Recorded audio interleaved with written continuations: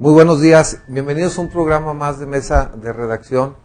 En esta ocasión vamos a hablar de un tema pues fundamental, diría yo, para el desarrollo de las comunidades, que es la educación, un tema muy sensible, y para esto hemos invitado al titular de la Secretaría de Educación Pública en el Estado, el ingeniero Héctor Vela Valenzuela, al cual como siempre le damos la bienvenida. Héctor, bienvenido. Jorge, muchas gracias. Buenos días. Y para llevar a cabo esta entrevista me acompañan mis compañeros del periódico Victoria. Primero las damas, Alicia Rodríguez y Mariano Cervantes. Buenos días. Bien, pues, Héctor, estamos en un próximo día de asueto, mañana. Día del maestro. Día del maestro. Bueno, porque se creó una confusión, ¿no? El día 1 de mayo, que yo platicamos y que era con un objetivo muy claro de tratar de, con las experiencias que habían tenido, de optimizar estos megapuentes, ¿no? Pero hubo confusión, ¿no? Finalmente en algunos sectores de los padres de familia, de los maestros, algunos pretextos que se tomaron.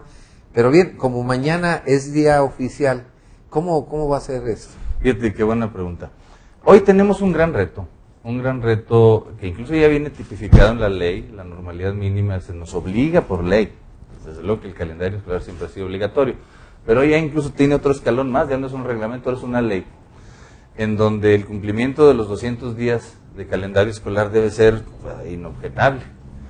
Entonces, en años pasados, habíamos caído en la costumbre de que si había un día de descanso en un jueves y el viernes era laborable, pues adiós, porque la realidad es que había un nivel de inasistencia muy alto. O lo mismo si teníamos un día de descanso un martes, también el lunes, pues cuando teníamos un día intermedio entre un día de descanso y un fin de semana, es una experiencia, trabajas al 20 al 30%.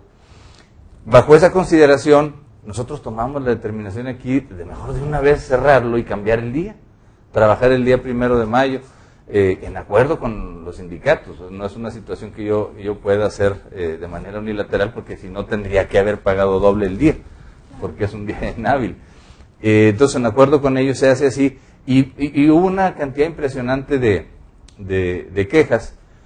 Entonces, sí tuvimos labor. Yo personalmente anduve el día 1 recorriendo escuelas aquí en la ciudad, y sí estaban funcionando. Argumentan algunos directores que hubo ausencia más que de maestros de niños, los papás no los llevan. Y suponemos que lo lógico era hacer lo propio el día de mañana, para que de alguna manera no trabajaran viernes, sábado y domingo. Pero ya con la experiencia anterior yo decidí, apeguémonos mejor al calendario escolar, porque aquí es como el cuetero. Nunca vamos a tener un consenso en ese sentido, entonces mejor vámonos con el calendario.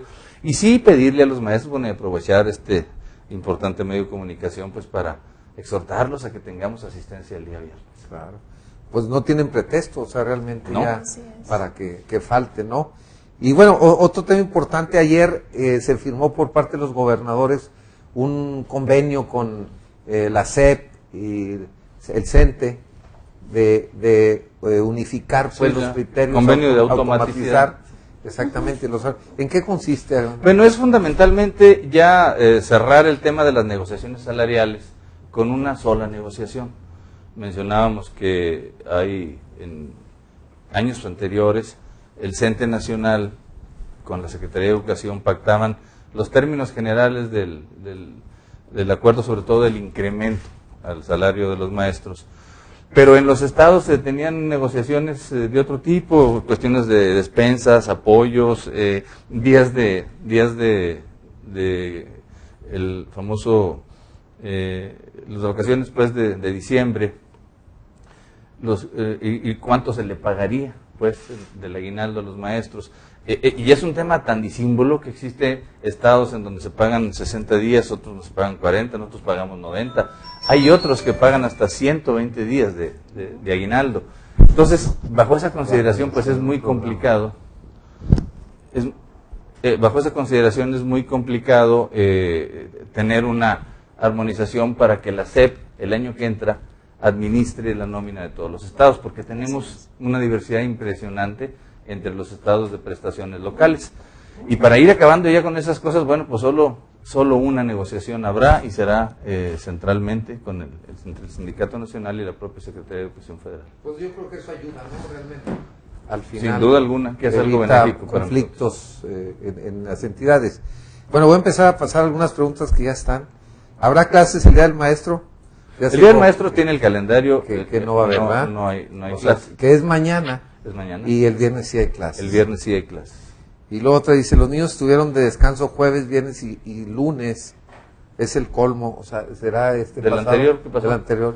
Bueno, el lunes, por supuesto, será el 5 de mayo. Es que fue una configuración muy desafortunada para nosotros, porque había descanso el día 1 y había descanso el día 5 y nos quedaba el día 2 ahí en medio volando. Por eso nosotros juntamos, trabajamos el 1 y del 2 al 5 no se trabajó, pero eso finalmente el calendario escolar lo tiene totalmente considerado. Bueno, es muy importante mencionar que por ley ya son 200 días, ¿verdad? Sí. Independientemente cómo se haga, tienen que ajustar. Son 200 días y además, Jorge, también por ahí algunos padres de familia han dicho, cada último viernes de mes se reúnen los consejos técnicos escolares, que también es otra de las figuras nuevas que aparecen ahí, que es una entidad muy importante al interior de las escuelas, porque es un colegiado de maestros, de padres de familia inclusive, que toman las grandes decisiones de la escuela. Entonces trabajan un viernes de cada mes, y dice, pues ya están faltando un día, si le echamos, pues ¿cuántos viernes del año son?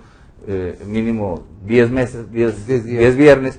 No, también están considerados, por eso se recorrió el calendario escolar un poquito más. Hoy estamos terminando, no recuerdo el día, pero creo que es por ahí casi a la segunda o tercera semana de julio. Bueno, antes de pasarle aquí la palabra a Alicia, nos dicen que como padres de familia no estamos de acuerdo con tantos puentes y descansos. Pues no todos, ojalá y todos. Bueno, pero son 200 días que tienen que... Son 200 días, a como sea y a como estén acomodados esos días de descanso, son 200 días. Sí. Ahora, ya con la aplicación de la reforma educativa, ¿cómo irán moviendo a los maestros que están como comisionados pero que tienen plaza como maestro frente a grupo? Porque habían comentado que ellos sí se tendrían que regresar frente a grupo. Es una pregunta muy importante, porque luego la palabra comisionado muchas veces se confunde con aviador, al hablar coloquialmente. Y el comisionado es una persona que desarrolla una función importante o sustantiva dentro del proceso educativo, que no es, la única diferencia es que no es estar frente a grupo. Y voy a poner el ejemplo de una figura que son los asesores técnicos pedagógicos, los famosos ATP. Así es. Que ahí es en donde incluso de la propia Secretaría de Educación ya va a crear la figura de ATP. Es decir, no existe, ahorita es un docente comisionado a trabajar en la supervisión escolar o en la jefatura de sector en temas técnico-pedagógicos de asesoría a las escuelas que dependen de cada supervisión. Son los que llevan los programas especiales como los programas de Escuela y Salud, o son los que llevan la administración de los programas de escuelas de tiempo completo, o en fin, montones de programa nacional de lectura. Puedo mencionar muchos programas que son paralelos al proceso docente y que de alguna manera son muy necesarios y que pedagógicamente de alguna manera tienen también resultados importantes. Entonces, hay muchos ATP. Nosotros en este momento estamos tratando de discernir cuántos ATP debe haber en cada supervisión, porque también tenemos desorden ahí. Hay algunas supervisiones con una cantidad muy grande de ATPs, hay otras supervisiones con poquitos ATPs, y la necesidad la estamos determinando haciendo un reglamento que también de México vendrán lineamientos en ese sentido, en donde nos digan, por ejemplo, cada supervisor cuántos ATP debe tener, bajo consideraciones distintas. No es lo mismo un supervisor aquí en la ciudad de Durango que un supervisor que tenga escuelitas allá en la zona de las quebradas. Es decir, un ATP debe trabajar a lo mejor aquí con 8 o 10 escuelas en promedio, pero allá en aquellas zonas pues un ATP con 2 o 3 o hasta 4 escuelas dependiendo de la lejanía. Entonces, lo que sí estamos haciendo, y contestando a su pregunta, vamos a regularizar ese tema y se van a crear las plazas de ATP, que además van a ser concursadas. Eso es importante también. El ATP va a ganar un poquito más que el maestro frente a grupo, porque la función que desarrolla también es importante, y va a ganar menos que el director, va a estar en ese rango. Entonces, los ATPs pues son muchos. Si nosotros habláramos en este momento, deben ser alrededor de unos 1.200 ATPs en todo el estado. Y repito, cuando nosotros nos llega una revisión, porque la figura del ATP no hay plaza para ATP, cuando salen que hay 1.100 gentes con plaza docente que no dan clase, y es donde entran las confusiones. Porque decían los que trabajan en el sindicato, pues realmente son pocos. Estamos hablando en promedio de 100 cada una de las dos secciones y 50 la sección que funciona allá en la comarca lagunera. 250 maestros en promedio son los que están comisionados al sindicato, pero los ATP sí hacen una cantidad mucho mayor. Y por eso también entran confusiones. ¿Esa es la confusión? Sí, María. Tengo un par de preguntas que me parece interesante. Por un lado, la necesidad de cumplir con 200 días, pero escuchamos que la norma decía, si no me equivoco, 200 días efectivos de clase, que no es lo mismo ir 200 días a la escuela, rindiendo el 20% que usted decía, a que sean realmente efectivos. Y esto porque luego, al final del ciclo, algunos maestros se quejaban de que, bueno, es que ya nos están pidiendo resultados, nos están pidiendo evaluación, tenemos que presentar los archivos, los expedientes, pero todavía nos quedan 15 días o un mes de clases, y esos últimos 15 días o un mes, pues vamos a venir nada más a pasar el tiempo, porque no van a ser efectivos realmente. Nos modificaron el calendario escolar y vamos a terminar 15 días después de como tradicionalmente se hacía, pero lo que no nos modificaron fue la entrega de las calificaciones, esas las tenemos que seguir entregando en las fechas anteriores, y ahora vamos a tener más tiempo de que siempre ha habido, que ya al último los maestros pues ahí hagan lo que puedan, jueguen, platiquen, hagan lo que realmente no se aprovecha. Bueno, eso. Sí, bueno, de entrada decirlo, efectivamente tenemos que corregir ese tema con las supervisiones escolares para que toda la documentación del fin del ciclo escolar la hagan de manera compatible y empática con el nuevo calendario escolar. Son temas nuevos a los cuales estamos apenas adaptándonos. Sí. Y debo decirlo, son la manera de trabajar de toda la vida. Hoy está cambiando de manera radical. Es difícil. A veces el cambio implica problemas, implica incluso incomodidades, resistencias, pero bueno, lo estamos haciendo y lo vamos a hacer. Hoy hemos estado trabajando muy de cerca con nuestra supervisión escolar, con los niveles educativos de la Secretaría, precisamente para evitar esto que mencionas, María. Y si me permite una segunda parte de esta misma pregunta. Ocasionalmente se dan casos de que algún maestro, porque hizo puente, sí hay algunos casos, pocos a lo mejor, que se tomaron el puente completo. Otros maestros que no asisten a clase porque se fueron a una manifestación, pertenecen a la COCOP o a la coordinadora, algo, y por ahí se fueron a la plaza y ahí andan en eso. Por diferentes razones no asistieron, no fueron a clase. Serán pocos casos. Pero luego escuchamos a algunos funcionarios de su dependencia que dicen, pues estamos analizando a ver si les descontamos el día que no asistieron a clases. Pareciera que ese también fue uno de los problemas endémicos del sistema educativo. Sí, y tenemos que entrarle ahí. Lamentablemente yo ya he estado diciendo, eso no se analiza, es cumplir la normatividad. Y por ejemplo, algún medio de comunicación me preguntó, ¿y qué va a pasar si el día 16 de mayo no hay maestros? Pues se les va a descontar el día. Digo, qué lamentable que esté haciendo yo esta declaración un día antes del día del maestro, pero es que son las nuevas reglas con las que debemos trabajar y debemos vivir, que están presentando muchas resistencias, pero que déjeme decirle que la mayoría de los maestros son gente comprometida, La mayoría. Sí, tenemos esos casos como los que usted menciona, pero afortunadamente son pocos, sí, son los menos. Qué bueno. Bueno, hay una pregunta, dice, gracias Mariano por profundizar en ese tema. Sabemos que esos 200 días efectivos es una mentira. Pues es que la gente está ya un poquito reacia, ¿no?, a pensar que se cumplan. Es que lo primero que debemos hacer como sociedad es creernos que las cosas van a cambiar. Sí, yo tengo plena convicción de que las cosas van a cambiar. Igual y por andar de conviccioso me corren al rato porque se enojan los maestros o algo, pero no me importa. Al final creo yo que hoy estamos viviendo una etapa de coyuntura histórica que la tenemos que aprovechar. La tenemos que aprovechar. Esta reforma educativa, esta normalidad mínima, ese asunto que mencionas de los días que luego de repente a veces no se aprovechan debidamente, porque hacen el festival del Día del Niño, porque hacen el X, Y y Z, que porque hacen los torneos y luego que los traen a Durango. Todas esas cosas ya las vamos corrigiendo. Hasta reuniones sindicales. Correcto. Todas esas cosas las estamos ya cambiando. A ver, tiene que ser gradual. No podemos colapsar tampoco un estilo de vida en donde nos queramos poner bien rígidos y al rato provoquemos inestabilidades que nos hagan incluso perder más días, que nos hagan incluso por vía de la presión no atender la normatividad de los descuentos. En fin, si yo me pongo en un esquema así demasiado estricto, puedo ocasionar incluso algún otro problema mayor. Aquí hay que trabajar bien fuerte, y eso es lo que yo quiero de veras decírselo. Si lo estamos haciendo, yo he tenido reuniones periódicas con el colegiado de jefes de sector, con los supervisores, incluso los supervisores de la laguna, en donde nosotros debemos verdaderamente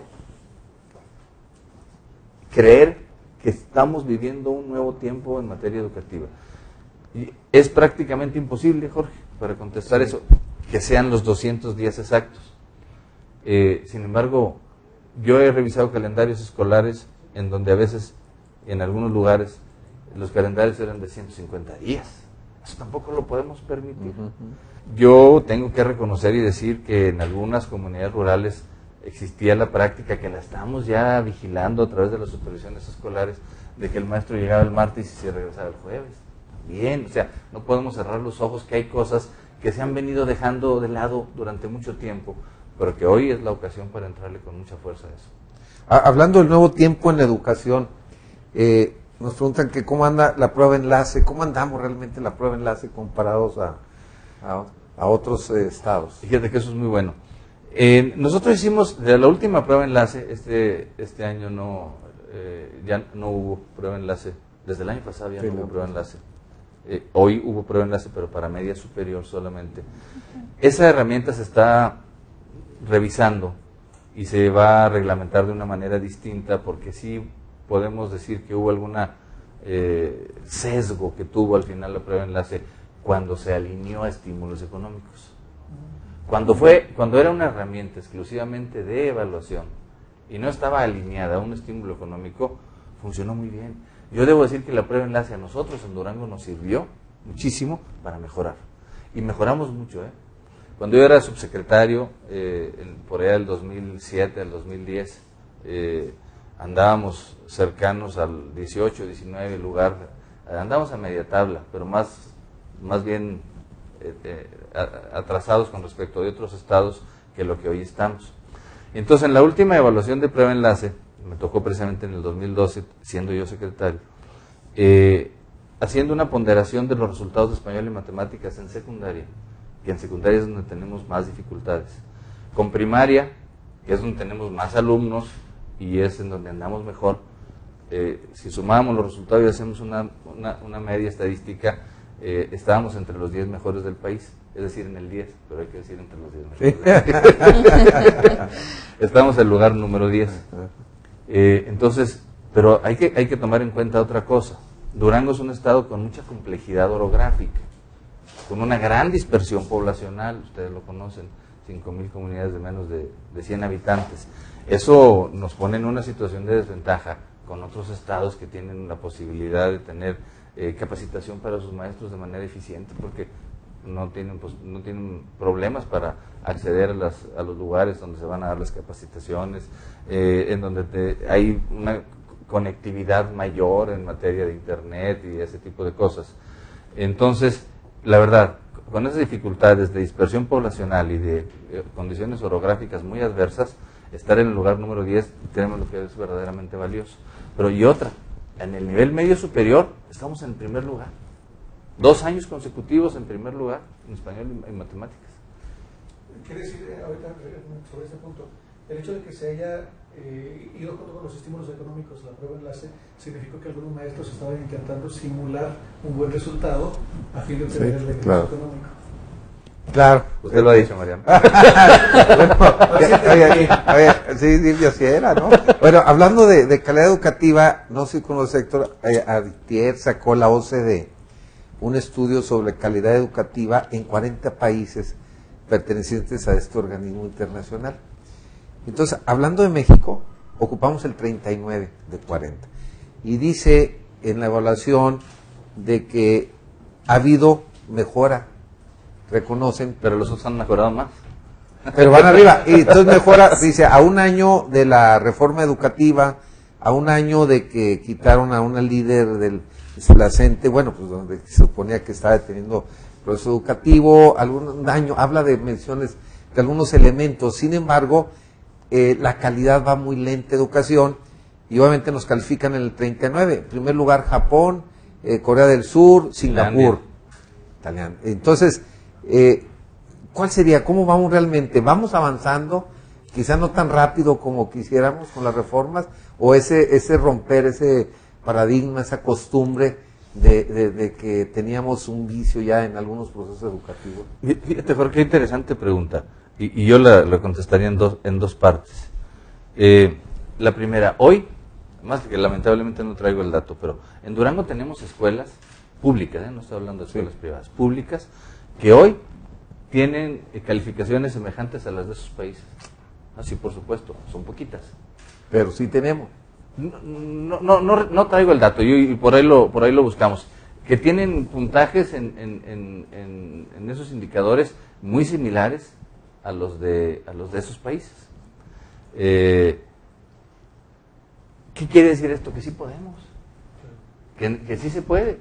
El asunto es que luego nos arrastran los malos resultados de una inmensa mayoría de escuelas que tienen, pues, una rentabilidad académica, un resultado académico, un logro académico menor. Hay dos temas también.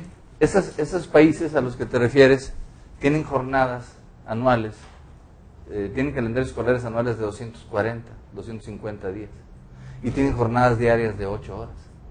Y nosotros tenemos, si bien nos va, cerca de 200 días, para no decir que los 200, sí. Cerca de 200 días, y jornadas de 4 horas y media, 5 horas. Entonces, por eso, y ya es donde entro en la segunda parte de la respuesta, hoy resulta bien importante trabajar muy fuerte, y en Durango somos de los estados que más hemos avanzado en las escuelas de tiempo completo, de jornada ampliada, en donde necesitamos también empezar a trabajar muy fuerte en perfeccionar los contenidos de la jornada ampliada, para que no se queden solamente en el alimento y en situaciones lúdicas o deportivas, que por supuesto son adecuadas. Es bueno tener arte, cultura, deporte al interior de las escuelas, fortalecimiento de las TICs, la computación y el idioma extranjero. Sin embargo, también tenemos que fortalecer el aprendizaje, sobre todo en el pensamiento lógico matemático y comprensión lectora. Es decir, en Durango hoy tenemos 700 escuelas de tiempo completo. Vamos a llegar a partir de este ciclo escolar que iniciamos en agosto, vamos a llegar a 900 escuelas de tiempo completo. Ya estamos en los 39 municipios. Pero la idea es, y ya más o menos tenemos hecho el compromiso y el acuerdo con la SEP federal y con lo que nos toca a nosotros como Estado, para que al término de la administración del gobernador Jorge Real Caldera lleguemos a 1,500.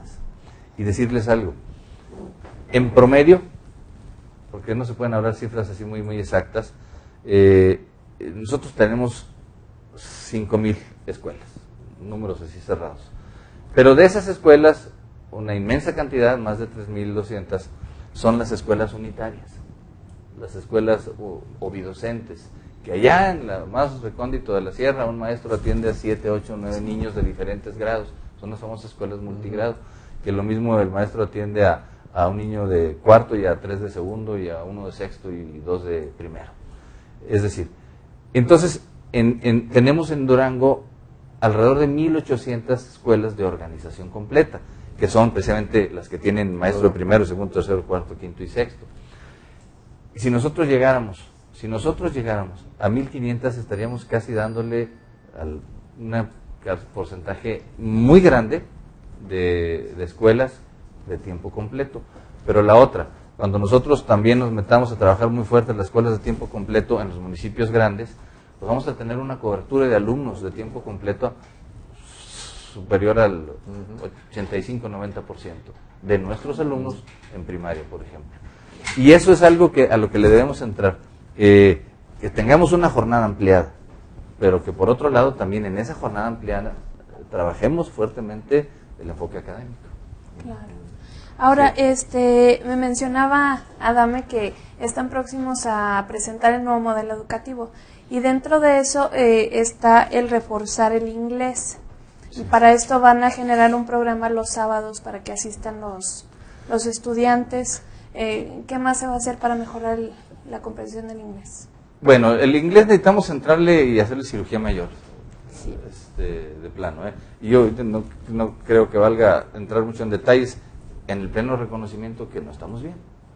Y luego, peor, que tenemos problemas también a veces con los pagos a los maestros de inglés, en fin. Que ese es un asunto que también tenemos que arreglar, porque pudiera parecer menor, pero no es menor.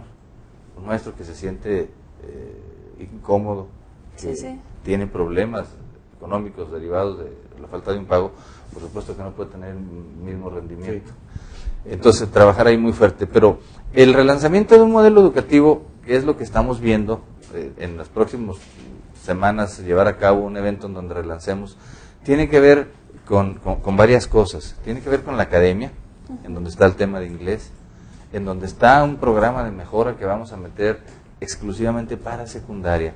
Hoy tengo que reconocerlo y decirlo, el nivel de secundaria es en Durango nuestra mayor debilidad, nuestro mayor problema, sobre todo el manejo del español, el tema de comprensión lectora. En matemáticas somos buenos, y eso hay que decirlo.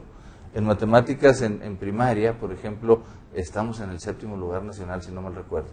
Lo que pasa es que estos temas como ya hace tiempo que se generó la última evaluación, seguimos mencionándolas como tales, pero el relanzamiento implica fortalecer ese tipo de circunstancias en lo académico, pero también en lo administrativo, en la eficiencia.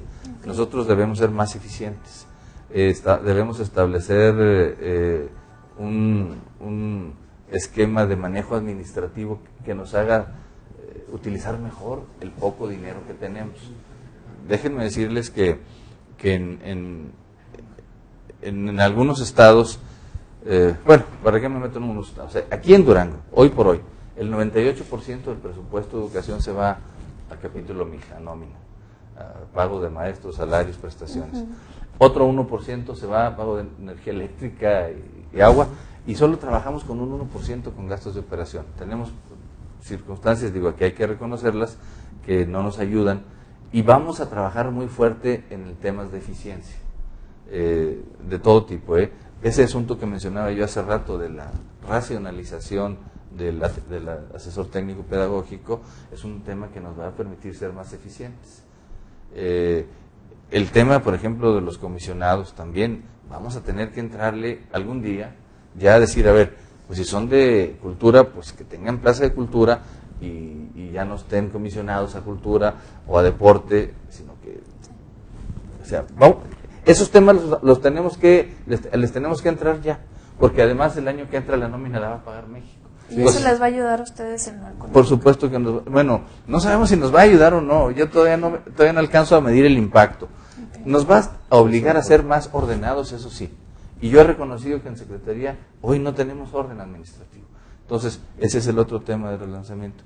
Y un tercero que tiene que ver con el fortalecimiento del liderazgo directivo. Un día estuve yo con don Lorenzo Servig, el de BIM. Sí. Estábamos platicando en una mesa sobre los nuevos modelos. Era cuando recién habían iniciado los programas de escuela siempre abierta, escuela a tiempo completo, que finalmente han sido programas que han funcionado muy bien. Y estábamos hablando de las bondades de la escuela moderna, y nos escuchó como 1 hora y media, y hasta parecía que estaba dormido el señor. Y luego ya cuando terminamos de hablar, nos dice, pues todo lo que dijeron está muy bien, pero una cosa sí les digo, si ustedes no tienen un buen director, aunque tengan la mejor escuela, no va a funcionar. Así es. Pero tiene toneladas de verdad lo que dijo el señor. Y hoy por hoy necesitamos trabajar fuertemente en el liderazgo directivo. Es decir, que el ser director no implica nada más tener una autoridad formal, sino tener también autoridad moral. Sí, un líder. Un líder. Y ese es un tema pendiente que traemos muy fuerte y en que le vamos a entrar. y que tiene que ver también con el otro asunto que es la revaloración social del docente. Mira, Jorge, y nos acordemos cuando estábamos nosotros chicos, a nosotros nos imponían medidas disciplinarias y no nos traumamos, ¿verdad? No estamos traumados. Y hoy es lamentable, a ver, lo tengo que decir con mucha responsabilidad porque es un medio de comunicación, pero lo tengo que decir así. Los padres de familia no estamos haciendo nuestra tarea en función de fortalecer la educación de nuestros hijos. Si el padre de familia no se involucra de manera activa en la formación de su hijo, es bien complicado que el maestro haga la educación empieza en la familia, ¿no? Por supuesto, claro. Y hoy le han delegado la responsabilidad. No, mira, a ver, digo, pues es un programa de televisión, podemos platicarlo. A mí me toca ver en un jardín de niños una maestra que me iba a presentar un proyecto de inducción a la robótica, la directora ahí bien emocionada, queriéndose lucir ahí. Y vamos entrando al aula y una niña que 5 años tendría, avienta un papel, así, pues, y la directora, porque yo escuché, yo ahí estaba, le dicen, mi hija, por favor recoge ese papel. Tú no eres nadie para ordenarme. De 5 años. La maestra se pone de todos colores, dice, recógelo por favor, ya en un tono más fuerte. Dice, a mí mi mamá me dijo que yo no le haga caso a nadie. Entonces, bueno, es un solo ejemplo. Sí. Hoy, y forma parte de ese relanzamiento, una gran escuela para padres. Hoy es bien importante, pero bien importante, o tan importante incluso como trabajar con los niños, es trabajar con los papás jóvenes.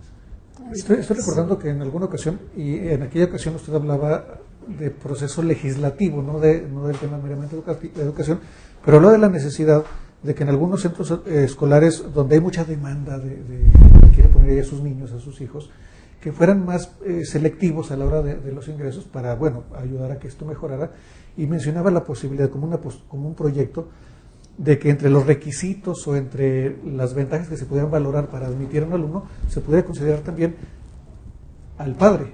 A ver, el padre acudió ya a la escuela para padres, ya llevó algún tipo de proceso, curso, capacitación en materia de padre de familia, entonces tiene ventaja para ser admitido.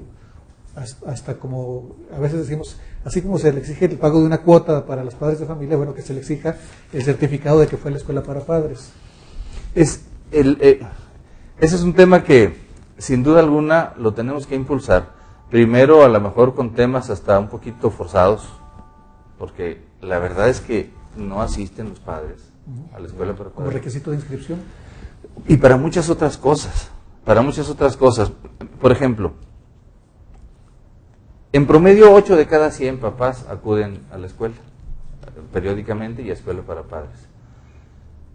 Pero resulta que esos 8 son los papás y las mamás, más bien las mamás, de los niños que no tienen problema, de los niños que son atendidos, que sí tienen atención, y de los niños que se preocupan sus padres y que, como digo yo, cuando la papá o la mamá participan activamente en la formación de su hijo, no tiene broncas el niño. Los que sí le ayudan con la tarea, los que sí cumplen. Y donde no hay problemas de descomposición de tejido social ni de desintegración familiar, nuestro reto es ir por ese otro 92%. Y lo vamos a hacer. Estamos pensando trabajar un esquema de escuela para padres distinto, incluso lúdico, con temas que les atraigan ahí, en donde eventualmente podamos llevar también capacitadores, tutores de IDEA, porque hay muchos padres que no terminaron su secundaria y los vamos a ayudar ahí, en donde eventualmente podamos alinearlo con programas como oportunidades o con programas de becas, estimular pues la participación de los padres para que verdaderamente acudan, se enteren de lo que están haciendo sus hijos, se enteren del trayecto educativo que llevan, cómo van en sus calificaciones, en su conducta, y se vinculen a la escuela. Hoy es bien importante ese trinomio padre, maestro y alumno. Es muy común escuchar a padres de familia que dicen, bueno, pues no tiene clase mucho, ¿ahora qué voy a hacer con él? Este día del puente, a mí me pusieron Twitter que me ¿Qué voy a hacer con él? En lugar de decir, ya tengo un plan con padre de familia, lo voy a hacer en mi casa, ¿qué voy a hacer con él? Lo mandan como quitándose un problema, ¿no? Es correcto, las escuelas no son guarderías. Así es. Y de veras, muy usual eso. El gran reto hoy de la calidad de la educación, del éxito de la educación, es involucrar al padre de familia y es que el alumno y el padre respeten al maestro. Por eso ese gran programa también que traemos pendiente de revaloración de la figura social del maestro. ¿De verdad? A mí me exigían y me dieron mis reglazos y me ponían a lijar el pupitre cuando Lo rayaba. lo rayaba. Y cada año teníamos que pintar el aula. Sí, sí. Y lo hacíamos con gusto. Hoy, que un maestro le ponga una escoba a un niño, pues aparecen las noticias al día siguiente. Sí, sí, sí. O derechos, Y derechos humanos. Pues también hay obligaciones humanas, no nomás derechos Es un humanos. problema, ¿no? Nos preguntan y el plan de escuelas, bueno, que ya se comentó, de escuelas de tiempo completo, ¿cuándo se aplicará? Ya se está aplicando, ya tenemos ahorita 702 escuelas, Sí, sí. vamos a llegar a 900 a partir del ciclo escolar siguiente, y la idea es llegar a 1500 al 2016. Bien. Bueno, pues realmente el tiempo casi se nos agota. ¿Qué otro tema podríamos particularizar de que está haciendo la Secretaría en este momento? Pues todo es importante, pero que pueda resaltarse. Fíjate, Jorge, hoy la reforma educativa la queremos ver como una cuestión eminentemente laboral, que sí tiene implicaciones laborales. Pero creo yo que debemos alinearnos perfectamente en el tema de mejora que nos plantea la reforma educativa con asuntos como la evaluación. Hoy, y nosotros lo hemos visto en Durango, porque fíjate que en Durango, ¿te acuerdas aquella vez que se había previsto una evaluación universal, que los maestros la rechazaron? Sí, sí, sí. Aquí hubo una participación de casi del 80% de maestros en la evaluación universal. Hoy debemos decir que la evaluación, más que una herramienta, debe ser una nueva cultura de vida. Para todos, incluido el secretario, porque mucha gente me dice, pues como usted no lo evalúan, ojalá hubiera evaluaciones para secretario y eso fuera un acicate para mí para mejorar en algún tema que eventualmente pueda tener debilidades, porque las tenemos. La evaluación debe servirnos hoy para decir dónde tenemos una debilidad y focalizadamente atenuarla a través de la formación continua. Decirles a los maestros que la reforma educativa no es punitiva. Ese tema de las 3 evaluaciones, yo creo que aquel maestro que verdaderamente no apruebe esas 3 evaluaciones es porque no trae vocación de maestro. Sí, ya, tercero. Sí. Hoy el gran reto también es seguir trabajando con el tema de la equidad. Sí, uno de los grandes problemas de la educación en México es la inequidad. Es decir, ahorita vengo de telesecundarias, de un evento con ellos, en donde, la verdad, déjenme decirlo, podrán pensarse o decirse muchas cosas. Aquí en las ciudades poco conocemos de la telesecundaria, pero son los verdaderos héroes. Ellos trabajan, llegan a sus escuelas algunos a lomo de bestia. Ellos van cargando mochilas con libros, con hasta de 30 kilos, caminando. Son los maestros que sin ellos no tendríamos educación en muchos rincones apartados del Estado. El tema de la zona indígena tenemos que fortalecerle mucho también, ahí hay mucha inequidad. Y seguir estableciendo programas que nos ayuden a la permanencia. El primer reto que tuvo la educación era la cobertura, tener que todos tengan escuela. El segundo fue la calidad. Hoy el tercer elemento importante es la equidad. Y en Durango hemos avanzado mucho. El tema de los uniformes escolares, de los útiles también, nos ha dado un elemento muy importante de equidad en la educación. Entonces, trabajar muy fuerte en la permanencia. Es decir, tenemos capacidad para cualquier niño que se quiera inscribir en secundaria, sí, pero lamentablemente no salen todos. Y en bachillerato es todavía más fuerte y en licenciatura todavía más fuerte. En bachillerato en Durango tenemos alrededor de una eficiencia terminal cercana al 60%. Por ejemplo, todavía 4 de cada 10 muchachos no terminan y el bachillerato ya es obligatorio. Sí. Entonces nuestro reto es la equidad y la permanencia junto con la calidad. Bien. Pues Héctor, queremos agradecerte mucho la presencia en las instalaciones del periódico Victoria. Les recordamos que estuvimos platicando con el secretario de Educación Pública en el Estado, el ingeniero Héctor Vela Valenzuela. Y bueno, pues invitarlos para la próxima semana, nos acompañen en un programa más de mesa de redacción. Muchas gracias. Gracias, Jorge. Gracias. Muy gentil.